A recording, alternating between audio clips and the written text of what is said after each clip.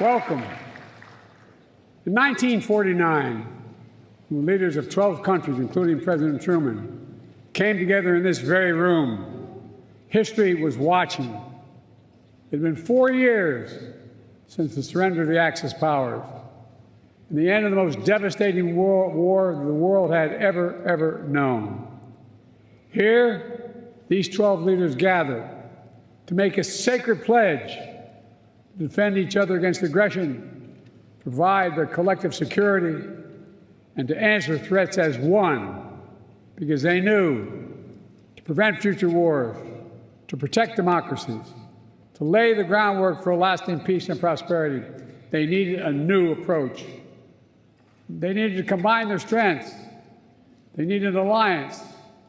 And here they signed the Washington Treaty and created the North Atlantic Treaty Organization, the single greatest, most effective defensive alliance in the history of the world. Mr. Secretary General, leaders of NATO countries, foreign and defense ministers, representatives from partner nations and the European Union, and members of Congress, distinguished guests, welcome, welcome to the 2024 NATO Summit. It's a pleasure.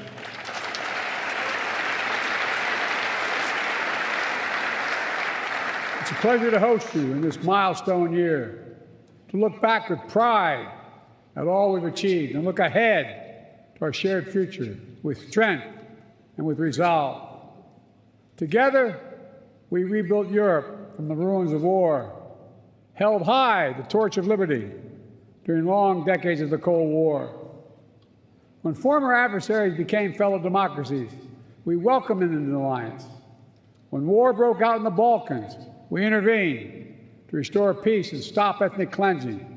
And when the United States was attacked on September 11th, our NATO allies, all of you, stood with us, invoking Article 5 for the first time in NATO history, treating an attack on us as an attack on all of us, a breathtaking display of friendship that the American people will never, ever forget.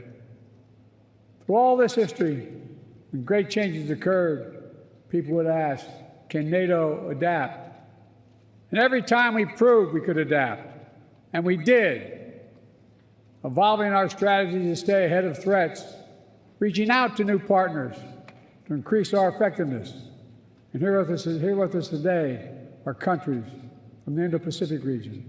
They're here because they have a stake in our success, and we have a stake in theirs. Today, NATO is more powerful than ever, 32 nations strong. For years, Finland and Sweden were among our closest partners. Now they have chosen to officially join NATO, and because of the power and meaning of Article 5 guarantee, that's the reason. It was the most important aspect of the alliance in 1949, and it is still the most important aspect. I'd also note, Finland and Sweden joined the alliance not just because their leaders sought it, because their citizens called for it in overwhelming numbers. Remember, NATO's character is fundamentally democratic, always has been and always must continue to be.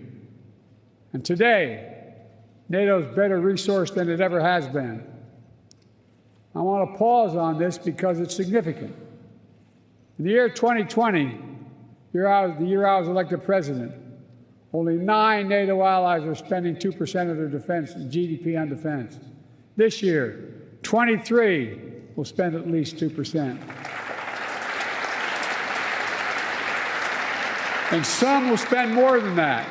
And the remaining countries that have not yet reached that milestone will get there soon. This remarkable progress, proof that our commitment is broad and deep, that we're ready, that we're willing, we're able to deter aggression and defend every inch of NATO territory across every domain: land, air, sea, cyber, and space. My friends, it's good that we're stronger than ever, because this moment in history calls for our collective strength. Autocrats want to overturn global order, which is by and large kept for nearly 80 years and counting. Terrorist groups continue to plot evil schemes to cause mayhem and chaos and suffering. In Europe, Putin's war of aggression against Ukraine continues, and Putin wants nothing less than Ukraine's total subjugation, to end Ukraine's democracy, to destroy Ukraine's culture, and to wipe Ukraine off the map. And we know Putin won't stop at Ukraine, but make no mistake, Ukraine can and will stop Putin.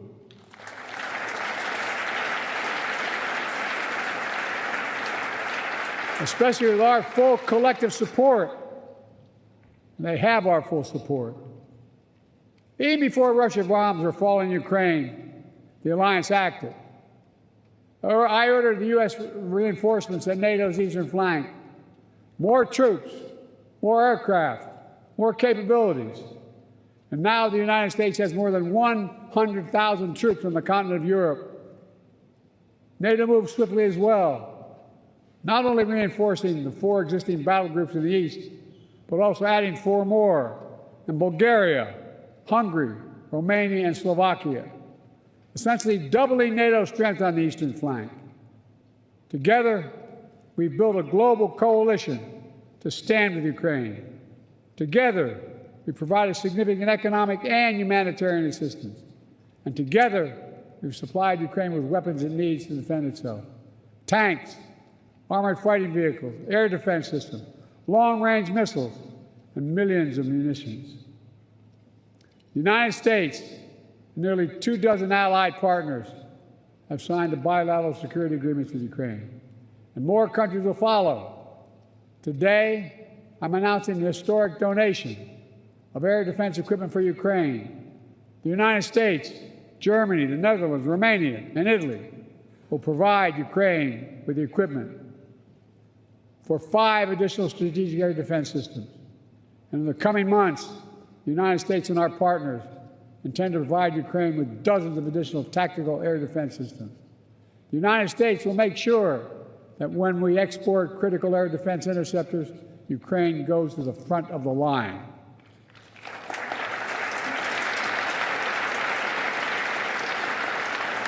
They will get this assistance before anyone else gets it. All told, Ukraine will receive hundreds of additional interceptors over the next year, helping protect Ukrainian cities against Russian missiles, Ukrainian troops facing air attacks on their front lines. Make no mistake, Russia is failing in this war. More than 2 years into Putin's war of choice, his losses are staggering. More than 350,000 Russian troops dead or wounded. Nearly 1 million Russians, many of them young people, have left Russia because they no longer see a future in Russia. And Kyiv, remember, fellas and ladies, was supposed to fall in 5 days, remember? Was still standing 2.5 years later and will continue to stand.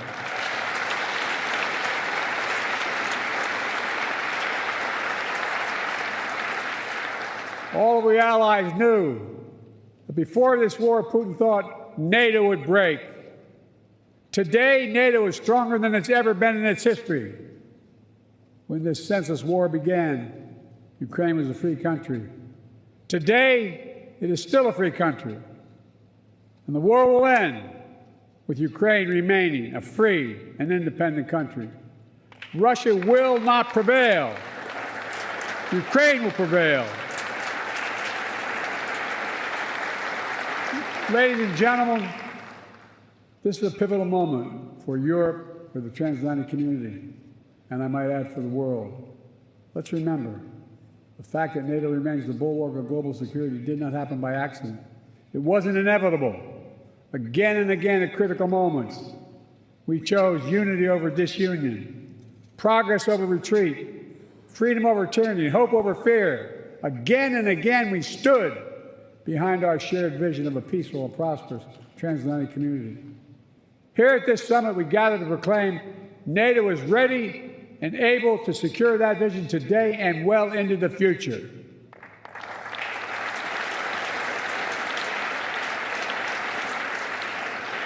Let me say this. An overwhelming bipartisan majority of Americans understand that NATO makes us all safer. The fact that both Democratic and Republican parties are represented here today is a testament to that fact. The American people know that all the progress we've made in the past 75 years has happened behind the shield of NATO. And the American people understand what would happen if there was no NATO. Another war in Europe, American troops fighting and dying, dictators spreading chaos, economic collapse, catastrophes. Americans, they know we're stronger with our friends, and we understand this is a sacred obligation. As President Reagan put it, and I quote, "If our fellow democracies are not secure, we cannot be secure. If you are threatened, we are threatened. If you're not at peace, we cannot be at peace." Reagan knew it then, and we know it now. Our nations will continue to keep faith with what we pledged in years to come. Now, if you'll indulge me, I'd like to end my remarks in a slightly unusual way. NATO is an alliance of nations, but also made up of leaders. And one person in particular has done an extraordinary job leading NATO for the last decade. Secretary General Stoltenberg, would you come forward?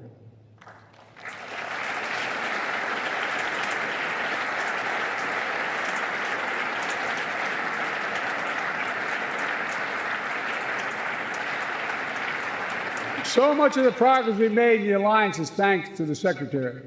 An intellectual rigor, a calm temperament in a moment of crisis, a consummate diplomat who works with leaders across the political spectrum and always finds a way to keep us moving forward. Secretary, you've guided this alliance through one of the most consequential periods in its history. I realize, I was talking to your wife, I personally asked you to extend your service. Forgive me. And you put your own plans on hold. When the Russian war in Ukraine began, you didn't hesitate. Today, NATO is stronger, smarter, and more energized than when you began. And 1 billion people across Europe and North America, indeed the whole world, will reap the rewards of your labor for years to come in the form of security, opportunity, and greater freedom. For these reasons, I'm pleased to award you the highest civilian honor the United States can bestow, the Presidential Medal of Freedom. Ask the military to come forward.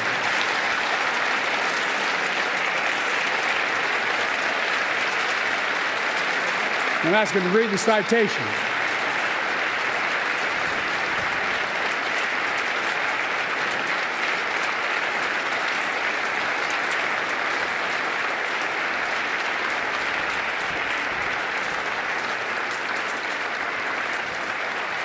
The President of the United States of America awards this Presidential Medal of Freedom to Jens Stoltenberg. A visionary statesman and ceaseless defender of democracy, Secretary General Jens Stoltenberg has guided the NATO alliance through the most consequential decade for European security since World War II.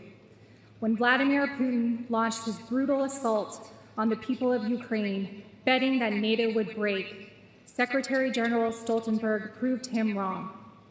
Under his stewardship, NATO has become stronger and more united than ever, and Americans for generations to come will benefit from the safer world he helped create. He demonstrates that the core truth of the alliance is as powerful now as it was 75 years ago. Together, we are stronger.